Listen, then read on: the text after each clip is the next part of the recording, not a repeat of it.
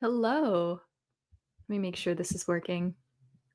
Hi, everyone. Happy Sunday. Welcome back to another live writing stream. I'm super excited to get into it with you guys. Let's see if we have any questions to answer right off the bat. Oh, it doesn't seem like it's going live.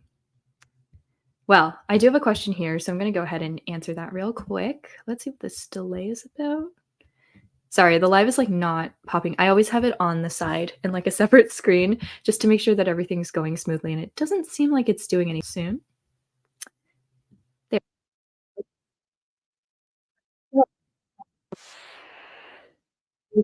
Lindy Jung. I'm a science fiction and fantasy writer, and we do these live writing streams as kind of like a fun way to find community, um, to bond, to be productive, and to get some writing done and finish our books and short stories and whatever else. So I usually field a couple of questions. I really love like troubleshooting writing issues or just like talking with you guys. So I guess my question of the day to start out with is what are you guys working on and what are your goals for today's session? We are going to, or I am going to be here for probably about an hour and a half. And hopefully we can do like 3 15-minute sprints with talking in between. Maybe we can squeeze in like a mini one at the end. So yeah, let me know what you're working on and how it's going for you. Um, Personally, I am currently going to actually break into, well, not break into, but get deeper into the first draft of my Gothic Romantasy, which I'm calling Project Crypts. Romantasy might not be the best term for it, but that's what I'm going with right now. I did make a video about the outlining process of this that came out yesterday. You might have seen that. That video did weirdly well. Um, I don't know why. Sometimes videos just pop off. The algorithm favors me for some reason. And most of the time, the rest of the time, all of the time, it doesn't favor me. I'm going to go ahead and answer some questions now or look through your guys' comments. This is actually perfect because the stream hits at my scheduled writing time. Nice. Yes, I love it. Gonna sort out some Act 1 problems today. Perfect. I hope you're able to get that done. I asked you about world building last time, and that's what I'm working on until Camp Nano. I keep forgetting that it's almost July. It's June 23rd, which feels so wrong. I feel like this month has gone by so quickly. But yeah, Camp Nano is starting in July, so sound off if you're participating in that as well. Very, very excited, actually. I haven't done a Nano in a while, but this kind of lines up perfectly with the drafting process of the book I'm going to work on. So super excited to get into that. Hey there, getting this stream in to help with some writing before I go on a cross Texas road trip tonight. Oh my gosh, I feel like that would take so long, but I hope, honestly, I love road trips. I hope you enjoy yourself, even though it sounds like you're driving for a long time at night. But yeah, and I hope you're able to get some writing done. I'm planning a new story idea. I hope to get a solid idea of the story idea as a whole. Yeah, I mean, for me, I don't want to just talk about myself, but just based off my experiences, in case that's familiar or helpful, the planning process for the book I'm about to work on just took forever. Working on a short story to submit to a lit mag at the end of June, 1/3 of the way through. Very nice. Okay, if you are at all interested in writing short fiction, submit to literary magazines, support literary magazines. I volunteer at Correo. They're a literary magazine. I just love literary magazines. But yeah, I hope that submission goes really well. 1/3 of the way through sounds really good. I hope you're able to get more done. I need to build some characters. Yeah, character creation can be tough sometimes. I feel like it's really fun, but it's also kind of strenuous. Hi, nice to meet you. I'm working on finishing my outline. It is a medieval fantasy with hints of fable. Very nice. I'm currently outlining my standalone novel about a missing sister and vigilantes. Very cool. Very cool. I'm working on draft 2 of my sci-fi novel. Very nice. I'd love to hear more about it if you're comfortable. Hi from England. It's midnight here, so I probably won't be able to stay for long. Totally okay. No one is obligated to stay for any amount of time. Just do what you want to do. Hoping to work on a short story with dystopian vibes. Very, very cool. I'm drafting a novel in which a normal family adopts an older cat that turns out to be the familiar of a murdered witch. That's very unique. I feel like it could be, I don't know if this is what you're going for, but that sounds like a really fun, like cozy fantasy vibe. I really like that. Just woke up from a nap, gonna hopefully work on completely re-outlining a book from scratch. I was already on draft 2, but not anymore. It really is like that sometimes, isn't it? Aloha, everyone. I'm working on a zero draft for my novel, which I'm referring to as Project Poirava. It's a Hawaiian mythology meets Pirates of the Caribbean. Very cool. I procrastinated hard on my Camp Nano prep, so I'm scrambling. It's okay. I mean, you've got like a week still, right? I think you're fine. The story I was working on last stream is getting published in a lit mag for Halloween. Oh my gosh, that's so exciting. Oh, that is so cool. Congratulations. Today I'm working on an eco sci-fi. My main issue is making sure I'm not meandering. Yes, I love cli-fi and eco sci-fi, whatever you want to call it, anything that has to do with ecology or, anything like that. So that is very cool. And congrats again on the publication. That is so cool. I'm currently outlining a fantasy novel in a Mediterranean setting. I had the idea when we speedboated by the summer estate of the King of Spain. Ooh, very cool. Okay. Oh, why is it doing this? I swear, I feel like an old woman sometimes when it comes to technology. It absolutely baffles me. And every time I do a stream, I feel like I see something or do something that's slightly different or throws it off. So if there's any technological issues, last time it was for some reason my microphone connected, like instead of going to my actual external mic, it went to my AirPods. So for the first like 15 minutes, I just sounded like I was underwater. It was great. Currently in a writing rut to the point where I want to quit, but hoping to outline a new story to bring back my writing motivation. Yeah, don't quit. Or if you do, just consider it a break, and then get back into it. But I hope you're able to get some outlining done today. Hey, Lynn. Hi, Lauren. Glad to catch the stream for the first time. Hope to work on an apocalyptic, I almost said apocalyptic, an apocalyptic short story for workshop. Yes, that sounds very cool, and I hope you're able to get a lot done. Multitasking, trying to reply to someone who's asking why Watership Down is the way it is. It's a good question, I guess. I don't really know what they're trying to ask, but I hope you're able to get them an answer. I don't know. Not relevant, but any advice to a male romance author being rejected just because of my name? I really don't want to use a pen name. I don't know. I'm so sorry. I feel like I don't know enough about that to do that. I mean, I guess you could do first initial, but I don't know. I feel like that's really weird and people shouldn't be rejecting you based on your name. So you could try maybe even just like, I don't know if you're trying to publish or query, but if you're initially just pitching it with your first initial and then after acceptance, maybe you're like, hey, by the way, my full name is so-and-so. That could be helpful. Like it's not sneaky, but it's a little sneaky. But I'm sorry. Take my advice with a grain of salt. I'm sorry that's happening to you, and I'm sorry I don't know how to help. I'm outlining my novel about scientists fighting about who gets the pocket watch that travels through time, but it somehow ended up with a teenager who doesn't know what's good and bad. That's pretty good. I love that. I love like hijinks like that. That's really fun. Hello, everybody. Hi, Sabrina. Good to see you. Currently deep outlining an adult project that comps to Yellowface. I feel like you've mentioned this project, and I'm very excited about it. Thank you for the writing stream, Lynn. You have such a comforting voice. Oh, thanks, Sabrina. What do you do when you first get a story idea? It's a good question. For me, I feel like I get ideas based off the littlest things. And so usually I'll just write it down and leave it because at any given moment, I'm already working on something else. So unless it's like, sometimes I get a short story idea that's so complete that it's basically the entire story. And I know I can just like write it and be done with it within like a couple days or so. But most of the time I just write it down and I leave it.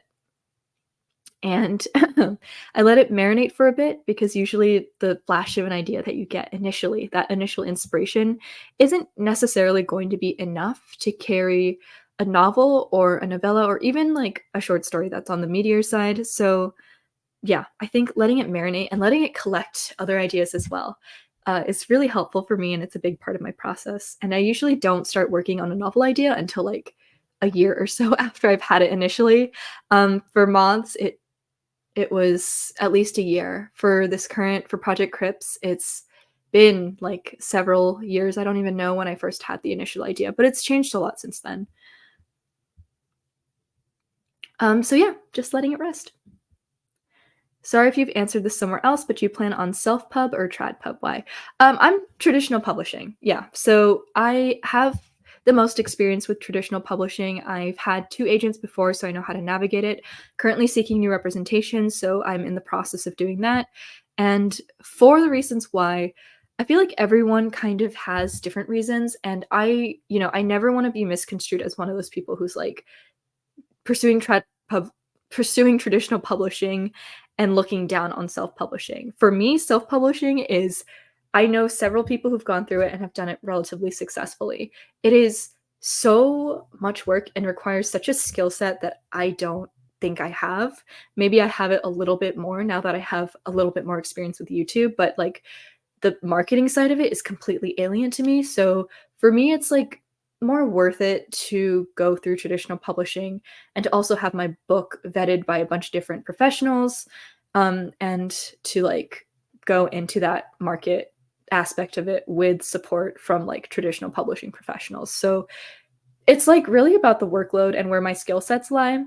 I'm not completely against tradition or self-publishing, and I completely recognize that traditional publishing has a lot of flaws and a lot of things that could be improved upon, and a lot of barriers that really aren't fair for a lot of people, and that I have also struggled with. But at the end of the day, one, I've been on this road for too long to get off, and two, really, really don't think I have the skill set required to successfully self publish. And so I'm going to give traditional publishing a go for now, but I am open to changing things and seeing kind of where the wind blows in the future for sure.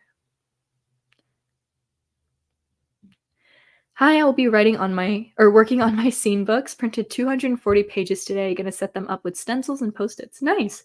Mm. I feel like more and more I'm like the visual aspect of organizing information is super helpful for writing. Do you have any tips for writers with aphantasia? Yes. I have actually I did like a podcast episode on it. Not that I'm like telling you, oh, go watch that instead, but just some tips off the top of my head as someone with like probably aphantasia, I'm pretty sure. Um, Gathering like physical visual inspiration, like a Pinterest board or a mood board, and then referring back to that is really helpful. And let's see, for descriptions, just like kind of be aware that if you have aphantasia and you're writing, more likely than not, your tendency is going to be to like go lighter on the descriptions when maybe you would require more descriptions when you're setting up a scene or establishing a setting, describing a character. So just like looking out for that, especially in revisions or line editing, and being like, oh, here's a place where it kind of skimped on description. And then watching out for familiar phrasing. I don't know if this one is just me, but I tend to fall back on familiar phrasing when I don't quite know how to describe something because I can't visualize it. So looking out for familiar phrasing, which is like, cliches and things that border on cliches that are kind of used a lot. Like icy blue eyes isn't necessarily a cliche, but it is familiar phrasing. And I am guilty of using that kind of a lot. So stuff like that.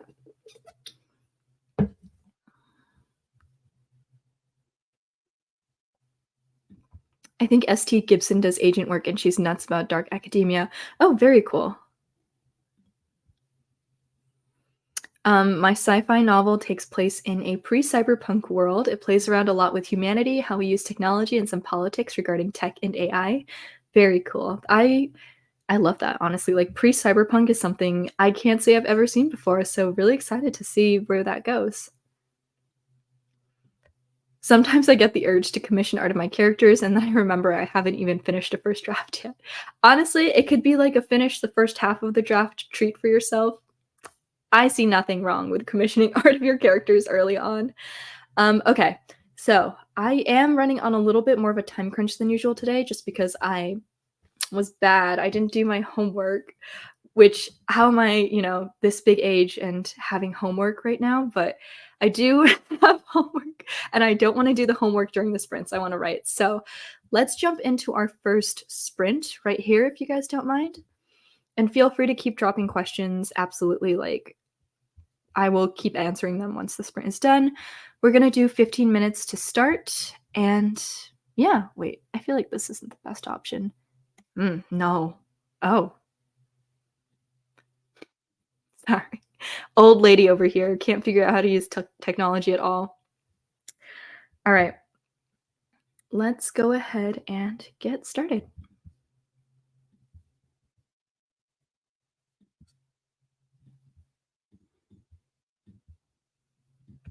And my starting word count is 315.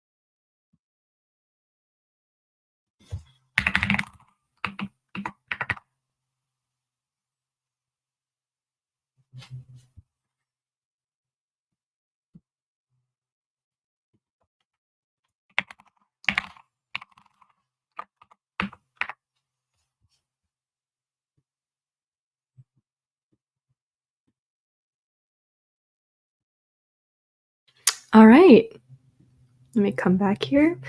That was 15 minutes. Let me know how you guys did. I only got in like 100 words. I got 508 out of 315 to 508.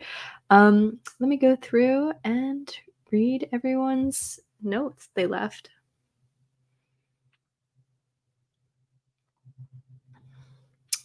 I'm brainstorming an idea of a cyberpunk rebellion where they take humans and turn them into robots. It's similar to the video game Detroit is Human. Very cool. I was actually just talking about that game today. I've never played it, but it just came up in conversation. Yeah, seems like a really cool concept. What do you do to keep your deadlines, or do you have any problems with them at all? Deadlines, I feel like at random intermittent points of life can be a problem for anyone. I haven't had a deadline in a very long time, other than a self-imposed one. If you're able to kind of control the deadline, just set it. Just like give yourself as much time as you can, while it still being reasonable. Otherwise, it's just like taking it on chunks at a time, increments, and trying to stay on task. And yeah, I know it's easier said than done, but I don't think I do anything particularly special. Any tips for when you're stuck on a specific scene? It's been like 2 days and I can't get past it. Yeah, you can skip it. You can skip it. There's no rules that say that you can't skip it and write a different scene. Highly recommend that if you are genuinely stuck. Otherwise, you can try taking a step back and sort of looking at it from more of like a story level rather than just like a line level, and maybe seeing like, okay, is the motivation there? Is the conflict there? Are the characters' goals apparent? Do I like know where this scene fits in with the rest of the story? That sort of thing. I feel like that is always really helpful for me too. If I'm stuck on an act or if I feel like it's not panning out the way I want it to, that's what I always do is I take a step back and not quite re-outline it, but almost re-outline it, and usually that helps something click. Mm. I've been planning and brainstorming about a Southern Gothic ghost story that takes place in a fictional version of an area where I grew up, and there's a wealthy family with generations of secrets. Very cool. Love a good Southern Gothic. How do you get rid of the blank page fear? I have ideas, but when it comes to writing, it seems impossible. I would say set like a small goal. You can also try just like free writing, maybe writing something that's not based on an idea. I feel like a lot of the blank page fear comes from this anxiety that we're not able to live up to the promise of the idea, or we're not able to like write it as best like as well as it deserves. So maybe if you step away from the ideas that you feel like very attached to and you feel like have a lot of promise and just write something very simple, that can kind of help kickstart something. Otherwise, uh, I guess like if you do give yourself a deadline, going off of deadlines again, that has been helpful for me. Sometimes I need like extrinsic motivation, like, oh, okay, so this magazine closes again in a week. So I need to just get the story done in a week or something like that, where it's like, well, I have no choice. But it kind of just depends on what kind of writer you are and how you motivate yourself. Adam just says, took care of stuff. Nice, nice. 70 words because I was too busy creating a playlist. I feel that 70 words and a playlist, I mean, that's pretty good for that amount of time, for 15 minutes. Got one chapter that was stumping me outlined, very nice. Out of curiosity, Lynn, why the kiwi emoji on your title? I just like to put emojis in my titles. It's something I've done since the beginning, and I like to use like cute ones because I like cute stuff. So I've been doing fruit emojis for all of the live streams as like the emoji in the title. And I already did like strawberry and orange and blueberry, so I decided to do like kiwi to kind of round it out. Brainstorming the events of Act 2 and figuring out the midpoint finale, very nice. My story idea is shaping better than I thought it would. I figured out a big detail based on history that I was stuck on. Very nice.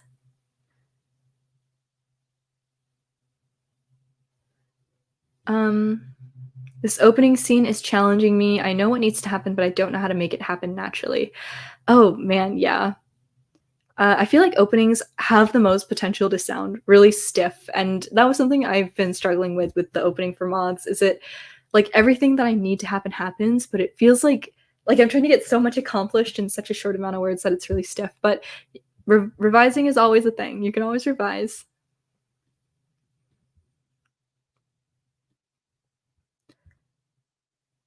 Finding Pinterest inspo, I found that my book's niche, according to Pinterest, is Russian cyberpunk space war academia.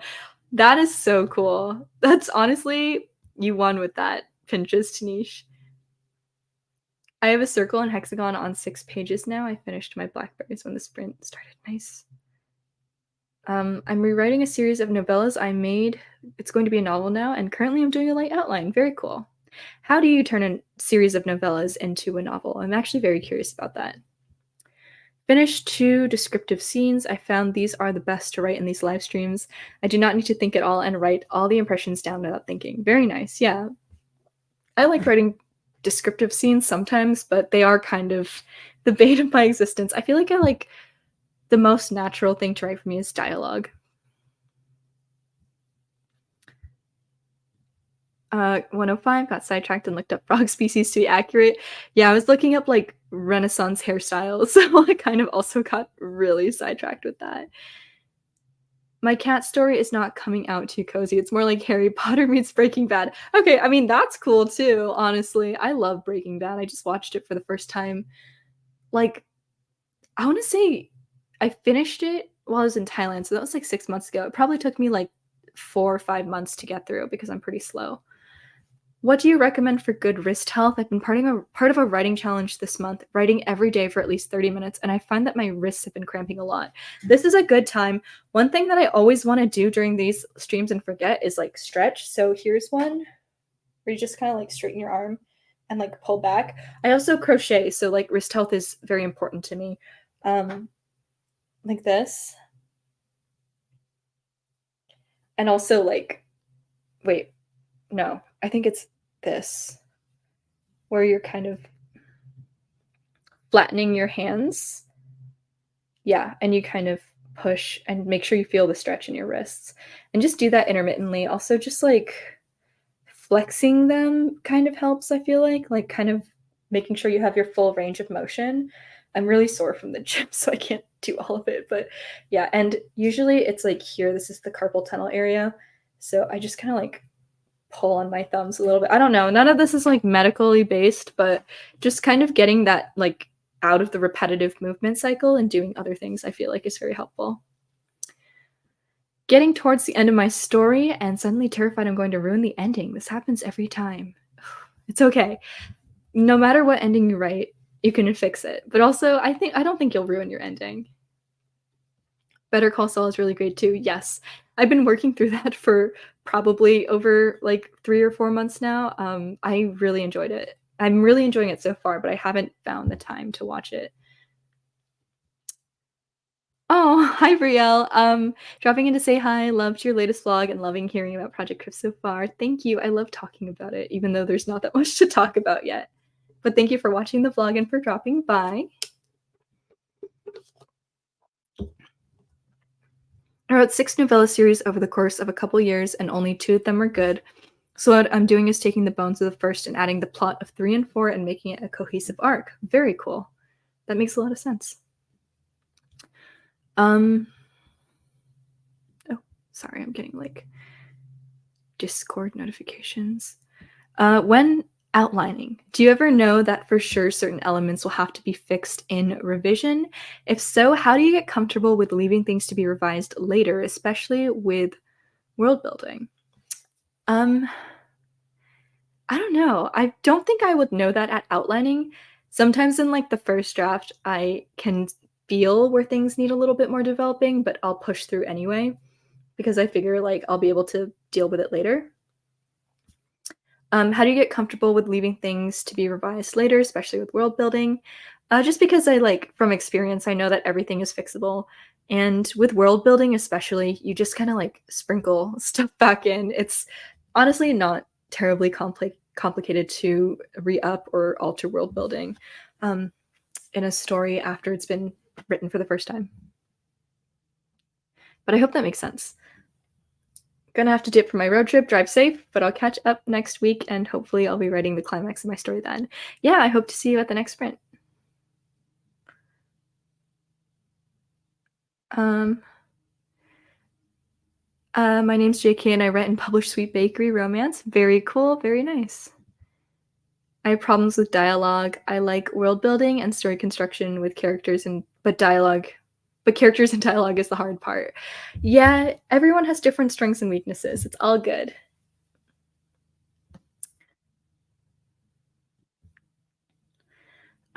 Hey Lynn, so close to finishing my book's first draft. It's the one I told you about in your first ever stream. That is amazing. I'm so excited for you, and I can't wait for you to finish. I have a dedicated writing notebook that I have on me 24/7. I often read through 5 a.m. pages. That's just 3 words in a scribble.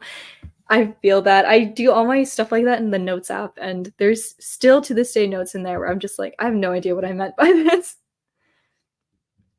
I have a brief outline for my story, but now I'm going in and adding scene by scene details to the outline. Do you think a detailed outline is important? Multi POV, science fantasy. It depends. It depends on what kind of writer you are, and that might be hard if you're kind of starting out in your writing journey or you're a little bit early in your writing journey, especially with like novel writing. Um, I would say, hmm, I would say make it at least a chapter by chapter outline to start. And you don't have to be too intensive, but just making sure that you know what is happening in each chapter is typically really helpful for me. And just know that you can deviate from that if you need to. Do you have any advice for writing an interesting opening scene? Yeah. Mm. So, okay, one thing that this might just be me.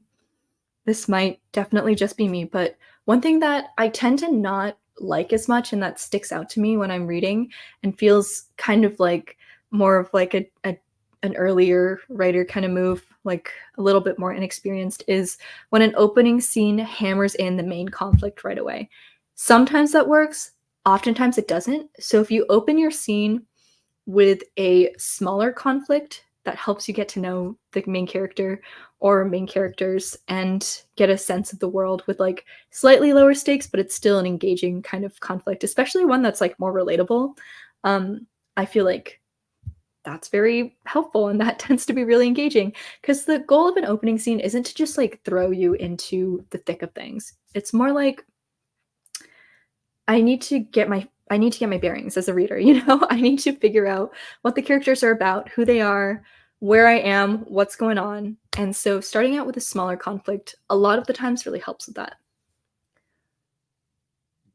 I'll be working on the second round of revisions for my Bakery Rivals to Lovers Whip project Sugar and Spice, set to self-pub this summer/fall. Very cool. That's such a cute like project name. I love it. Have I missed sprints? If so, how many are left? I'm gonna do 2 more, and we're gonna start. We just had one, so we're gonna start the next 15-minute one in just a little while here.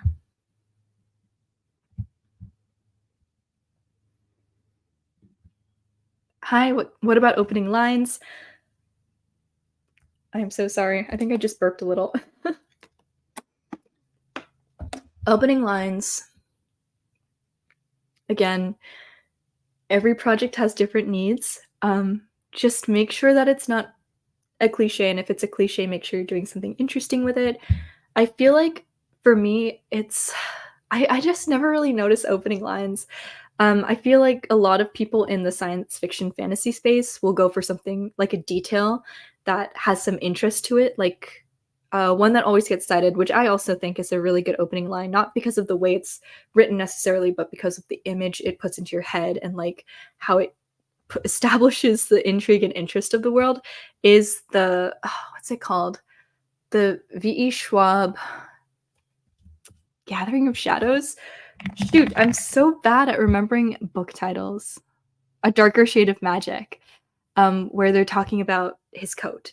Like, I picked that book up at, I think, the bookstore the other day or the library and was like, oh, I forgot that I really remember this opening line about the main character's coat having like 5 sides or multiple sides or whatever, and I remember nothing about the rest of the book, just to be straightforward. I read it years ago, but that is an opening line that stuck with me just because it's something that immediately piques your curiosity, right?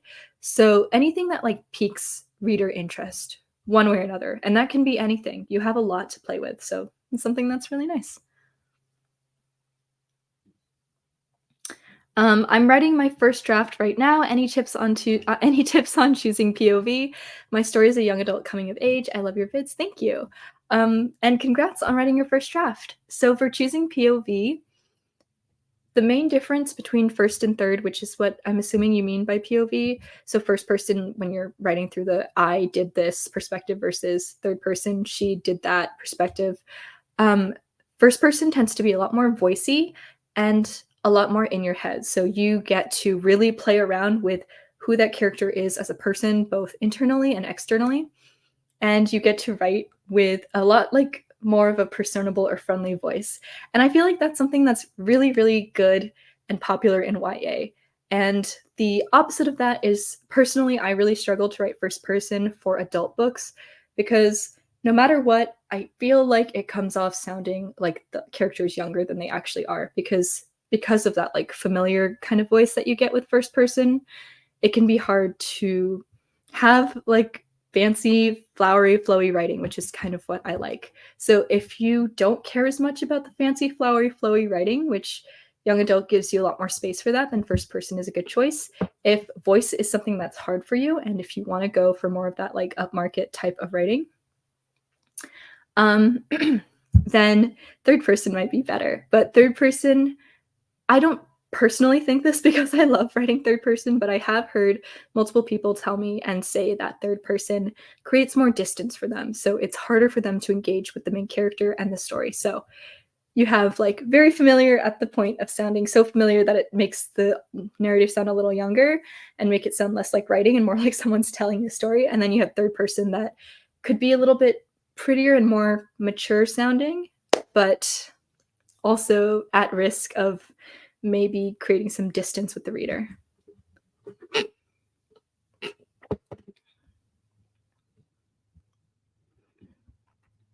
Favorite books you've read so far in 2024? RF Kwong-ish book suggestions. Oh, I have to pull up my story graph because I do not remember anything I've written. Oh, I recently read Nettle and Bone by, I think, T. Kingfisher is, I think, the pen name that they were using, but that one was really good. I feel like that was a really good example of like just like a fantasy that did not need a romance and benefited from that. I don't know if that one's necessarily R.F. Kuang-ish. I've really only read like the Poppy War. I'm still working my way through Babel, which is hilarious. I just haven't had much time to read for myself, but it's hilarious because I've been using Babel as a comp, but I've read a good chunk of it. I just haven't finished it. I like that. Oh, I love The Paper Menagerie by Ken Liu. That was amazing. Just one of the best short story collections I've read ever. And yeah, those are two books I've really enjoyed lately. Let's see. I wouldn't stress about opening so much. In my experience, stressing about the opening too much or in many projects for me, your opening will develop again and again the deeper you are in the story. This is also very true. Like everything you put down on page, you can change until it's like published. So you have plenty of time to tinker with the opening to change it if something in the story merits that change.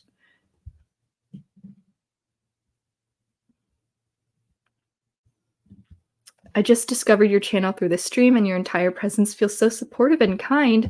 Appreciate you. Thank you.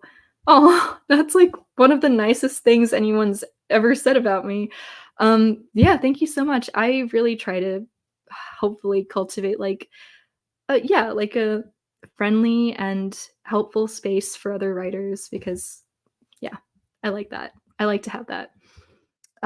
Third person, particularly omniscient, is good for books with a lot of important characters, especially if they won't be at the same place at the same time, so no POV shifts needed. Yeah, omniscient is like when you're not glued to any one particular character's point of view, if that makes sense. So you're writing in third person, but you're like a deity. You can see everything that's going on. Um, I have never written third person omniscient, and I feel like it's a tough one to write, but it's very cool when it's pulled off. OMG, your hair is so pretty. I just noticed. Thank you. I washed it. I have been trying to get back on my like hair care game because I have like slightly wavy hair, but usually it manifests as frizzy. And it's been a long road of trying to figure out how to make that work for me. Okay. So do we feel up for another sprint? And give you guys a little bit to respond.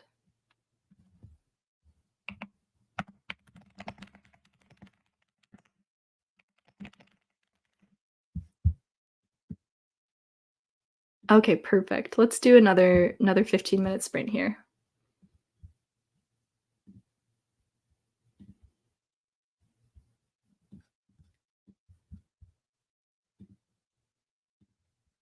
And I am at whoop 501 page. Oh, well, 508 words. Okay. All right.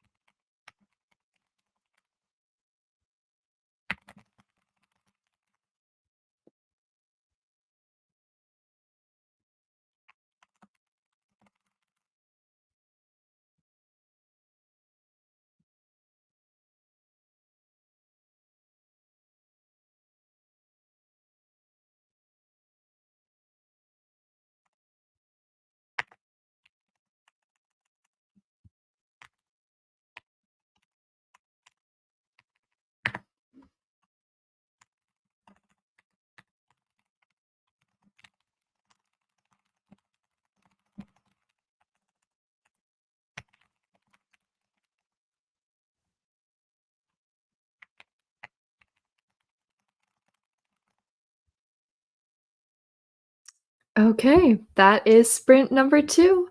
Let me know how much you guys got done. I got 140 words done approximately. So not a ton, but I had to look up orchids, of course. So let me go ahead and answer some of your guys' questions as well.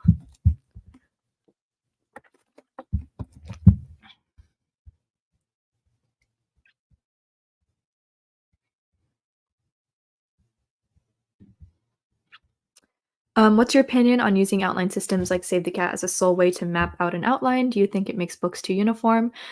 Kind of. I'm more of the opinion that it doesn't fit every story. So it's a very good framework, and I feel like my biggest takeaway from Save the Cat has been that there always has to be some sort of midpoint twist. So it's really good at like helping you kind of figure out where you're at and what needs to happen. But I think following it to the letter is never like the best idea, especially if you're trying to write to share your work with other people and to publish either through self-publishing or traditional publishing. So I wouldn't recommend using it as like a framework, but just as a reference point, I think these things are really helpful.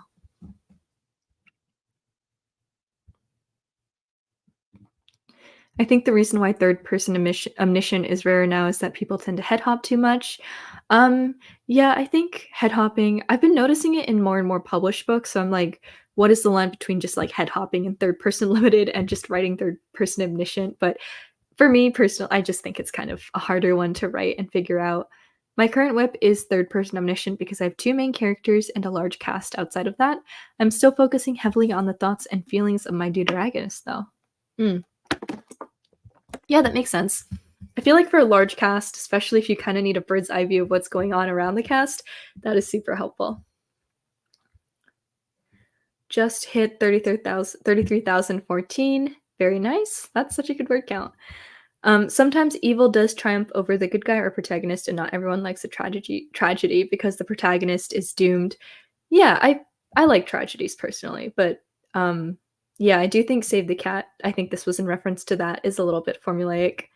I'm outlining character arcs. It is really helping me understand exactly what needs to happen in their individual POVs act by act. Yeah, I love outlining character arcs. I feel like I kind of incorporate it into just like outlining in general, but oh, sorry, I keep shaking the table.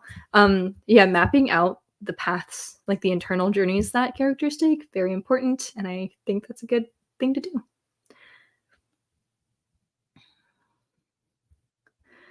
Sorry, there's like a lot, so I'm gonna kind of go question. So I have the basic idea for my story, but how do I figure out what to do next? Characters, research, world building, etc. Um, So I guess kind of like look at what your idea is. If you're like me, it's probably like a one sentence thought or some sort of like interesting world building element and kind of build around the initial idea. So if you had an idea that was like, oh, what if I wrote a story about a world where, I don't know, uh, you know, a fantasy version of the gold rush, then obviously I would start researching the gold rush. At the same time, I like to start thinking about characters because for me personally, characters are very central to the story. So that could be something you consider. I think that if you world build without characters in mind, it can kind of be like not a waste of time, but it's a lot less focused because if you kind of know what your characters are about and like what position they inhabit in this world, then you can kind of focus on the world building elements that focus on them or are central to their lives, and that can be like a way to expedite that process. So I'd say like start with characters and research and kind of go from there, but follow your gut, do what you think is going to kind of like be the leading point of this story. I got a lot done, but I need to leave for a bit. Thank you so much for hosting. Yeah, thank you for stopping by. Setting characters theme. Oh, I guess in response to that.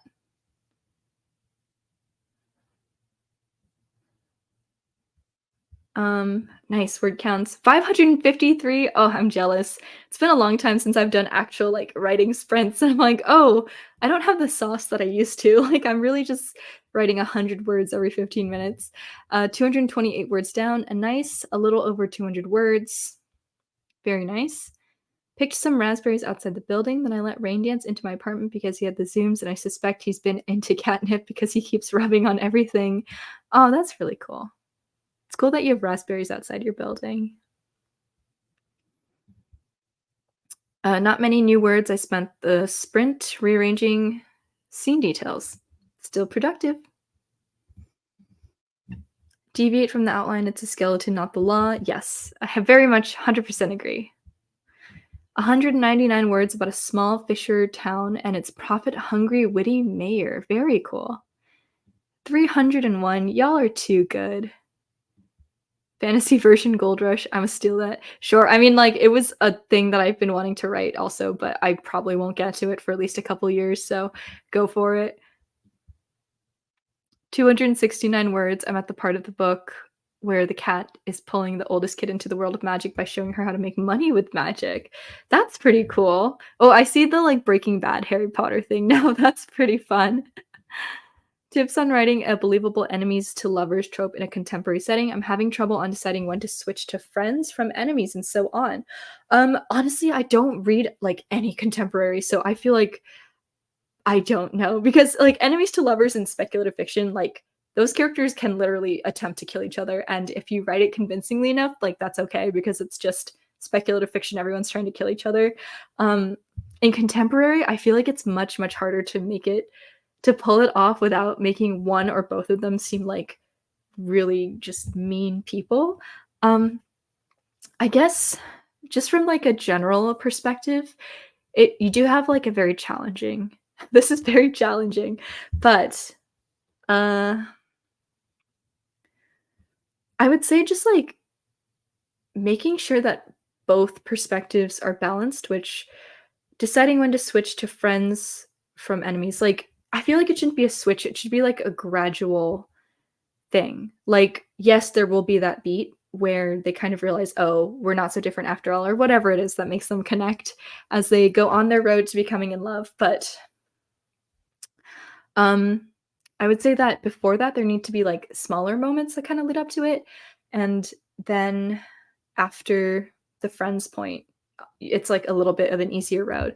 I hope that makes sense, but I think just, like, making sure that it's not like a switch, but more of a gradual build-up followed by, like, a culminating moment would be good, but I don't again, take my advice with a grain of salt because I really don't know. My own book is making me emotional as I write it.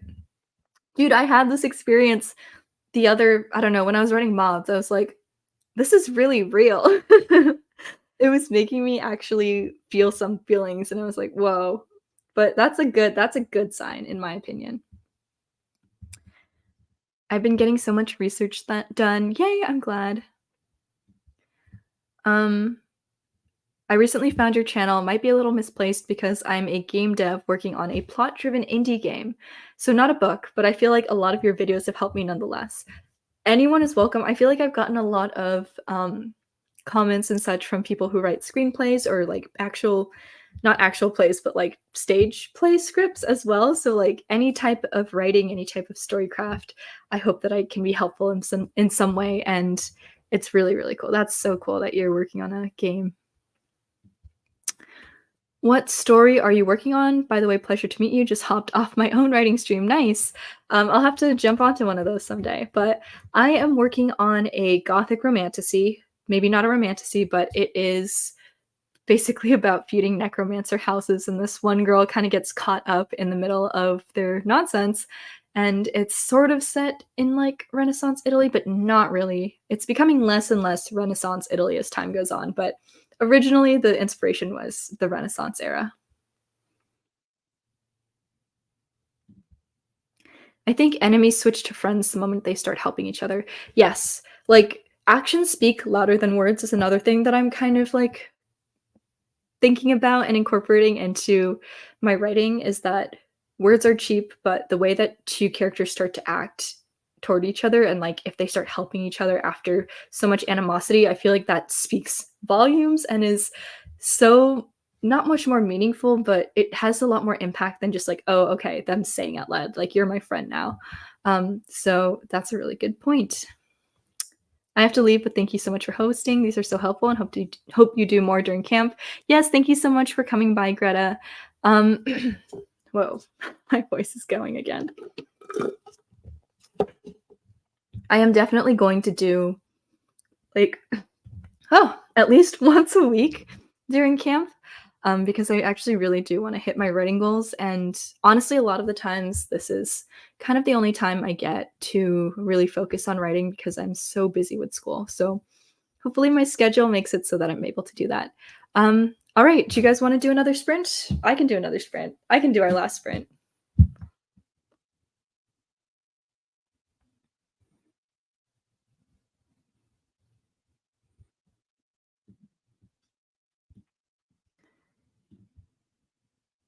A good moment for that switch is a show of vulnerability and then reciprocation between the two characters or a period of distrust. Yeah, gotta love that slow burn with the enemies to lovers because I feel like you just kind of peel away so many layers. You start out with so many layers on with both of them because they're like guarded and butting heads, but then you sort of get to the bottom of things, and only when they're like fully vulnerable can they really be in love. Um, okay, I got one affirmation that we're ready for another sprint, so I'm just gonna gun it.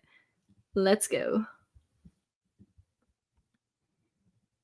Oh, can we make it 30 minutes? I feel 15 is too short.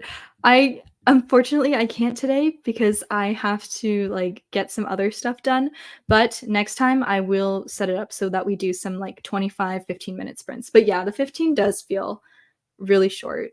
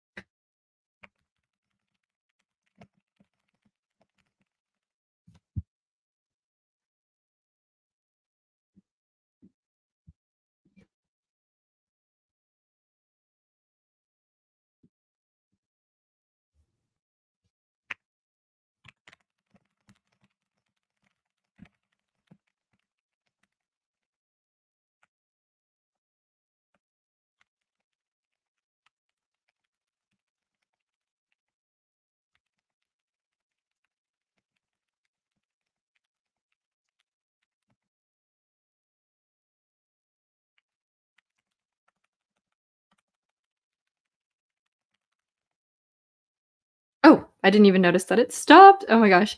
Um, yeah, so let me know how you did on that one. I got 230-ish words in, so I don't know, feeling pretty good about that. Not feeling good about the fact that I don't think I like the opening scene that I chose, but that's a problem for future me. By which I mean probably tomorrow. I'll have to figure that out. Um, let's see what people have been saying. Oh, seems like a really good conversation was happening. I'm just gonna start like looking for questions because I feel like that's usually I don't want to like interrupt your guys' conversations.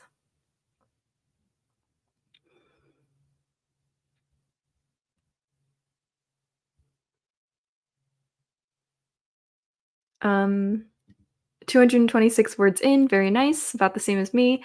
180, they found a boy washed ashore, very cool.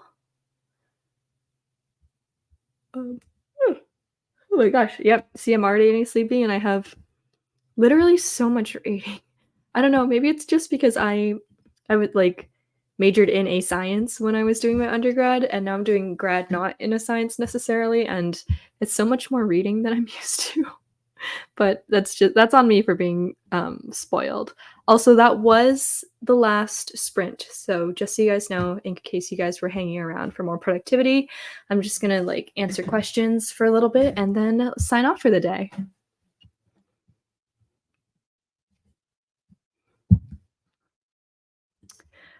Started another round of my outline. It's at a molasses pace though, 18 words. That's okay, that's something. 300 words, very nice. No words written, just brainstorming for my whip. Very good.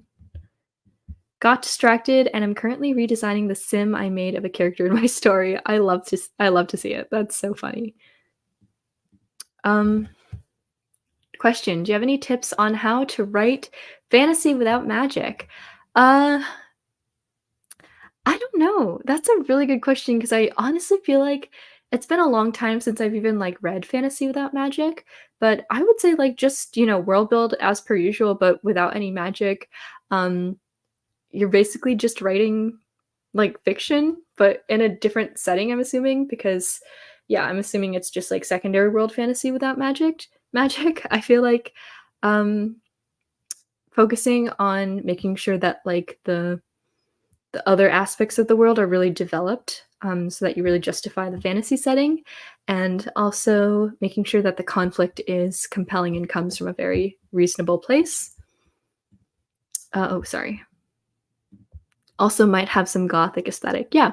So the gothic genre of literature is all about like death and fear and the supernatural. So not having magic might be tough, but you can deal with like what a lot of, gothic authors of the classical times, the era, the classical gothic authors were doing, which was writing like this sounds kind of bad, but it was the olden times, but writing kind of like through the psychological lens of madness and how that kind of affects your worldview and how that is almost like borderline including magic in the story. So that's something that could happen. Any advice on how to find trusted articles for resource? JSTOR, I think that it is paywalled for people who aren't students. Google Scholar is very helpful. Just making sure that things are peer reviewed and written like as a research article should be. Published books are very good as well because usually those are very vetted also. So anything that goes through any kind of peer review. So scholarly articles that have been peer reviewed, which usually they'll be marked as such. And if they're published in any sort of like major journal, then they were peer reviewed. And also books. Yeah. Got distracted researching railroads between Nevada and California in the 1880s. Very niche. I love niche research like that. I love the little rabbit holes that being a writer takes you on, where you like don't even really know where you're gonna end up, but you're gonna end up somewhere. And maybe, some of our Google searches might end us up on the FBI watch list because oh my gosh, I Google like different methods of murder constantly. And so I do worry about that sometimes, but it's all for writing. It's all for the love of the craft. Oh, this is a response to someone's question. Why don't you write a story where magic has disappeared from the world? That could be something, but totally up to Zia. Hey Lynn, how do you balance your physical health with writing? I'm going to the gym after this, but sometimes I feel like every bit of extra time should be spent writing. Um, yeah, I was of this mentality for a while, and now I am very into my health. Eating well and prioritizing that is good. For me, and like exercise specifically, I have to like enjoy exercise or I'm not going to do it. So I really enjoy exercising with other people, and I really enjoy like rock climbing, and that's pretty much it. I enjoy rock climbing. So doing that and being excited for that, like taking care of myself has to be something I look forward to just as much as writing. So finding those things to keep you active, keep you moving is very good. Um, and yeah, just kind of like not deprioritizing, but being like, oh, my physical health, my mental health, and writing, and also like other important things in my life are all on equal ground. And I can set aside time for those things without feeling guilty.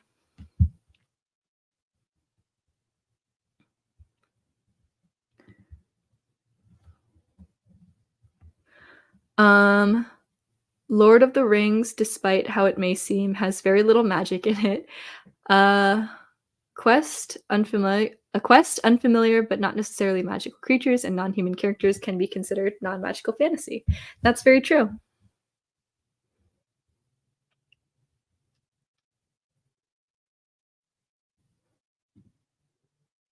Thank you, equality. Yes. Question: how do you find your more serious critique partners?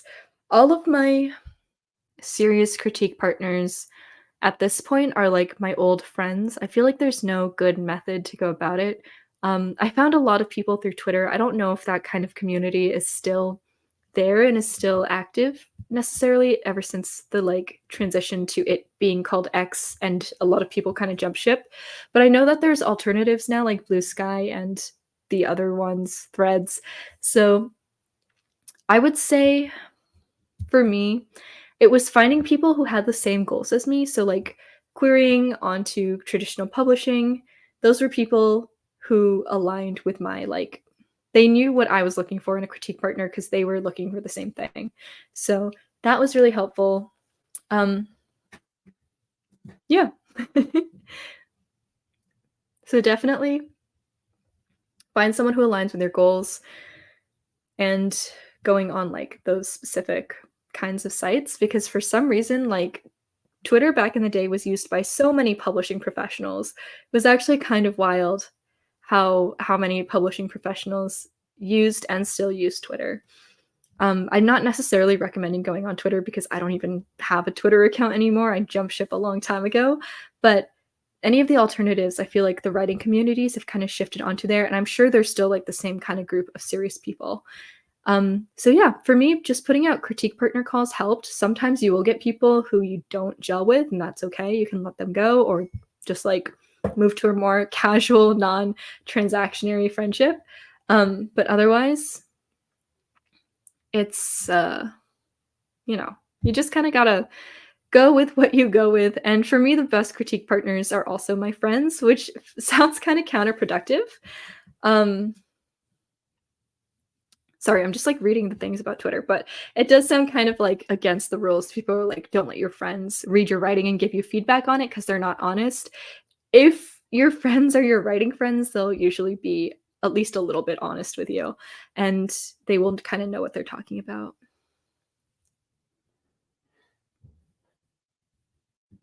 Twitter is definitely not the same. Yeah, I definitely have I've seen that. I've heard that a lot. Rule of thumb, there's no point with Twitter, just let Musk keep building a graveyard where Twitter stands. I agree. I would not go back there. I would just look for something like Twitter where writing people are. Thank you. I so randomly stumbled into a group, but we're all at different stages, so it's been a struggle finding more serious partners. Yeah, yeah, I agree with that. I've had that experience before as well, where it's like you meet great people and there's so many great enthusiastic writers, but you're just like kind of at different stages of your journey and you have different goals. So people might have never like critiqued before, which critiquing is definitely a skill. And I don't even know if I fully have that skill. I mean, like, I can edit, but can I critique, if that makes sense? Um, and yeah, you get people who just kind of aren't quite ready to have that serious, mutually beneficial critique partner relationship.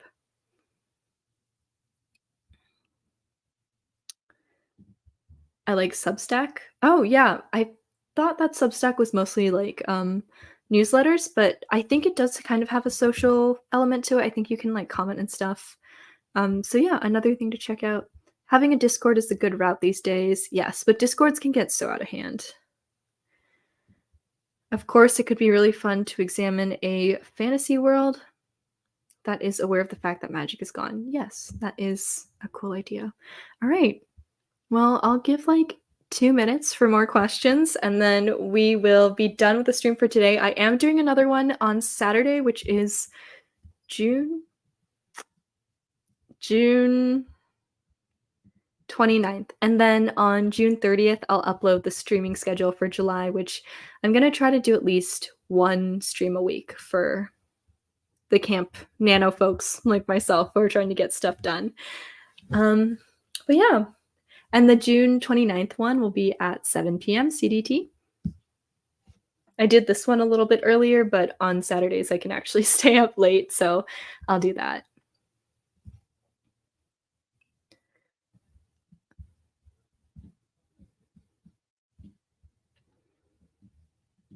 What is Camp Nano actually? So Camp Nano is NaNoWriMo is National Novel Writing Month. So the goal in November is to write a novel in 50,000 write a novel or 50,000 words in 30 days. But they also have established two other events in the year because NaNoWriMo is actually like an organization, it's a nonprofit, and they have Camp NaNoWriMo where you set a goal for yourself to like finish revisions or finish your first draft or write 3 chapters or whatever you want. And it's in April, I believe. That doesn't sound right. I think they've moved it a couple times, which is why I'm confused. But I know that the next one is in July, April and July. So in April and July, they have these other kind of like secondary events, and they call it camp, I guess, because it's like spring and summer. And it's a lot of fun. So I'm very excited to participate this year because it's kind of been a while since I've been fully drafting. Thanks for doing this. Lots of fun. Thank you, everyone, for coming on. I am going to close out the stream now, and thank you so much. All right. Bye.